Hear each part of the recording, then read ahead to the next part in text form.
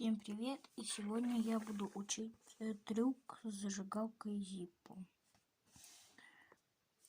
Такой вот простой трюк. Ой, немного стукнул по столу, но ничего страшного. Берешь вот сюда, закладываешь вот этот угол, ставите средний палец на один угол, указательный на другой угол, и большим пальцем ставите посередине.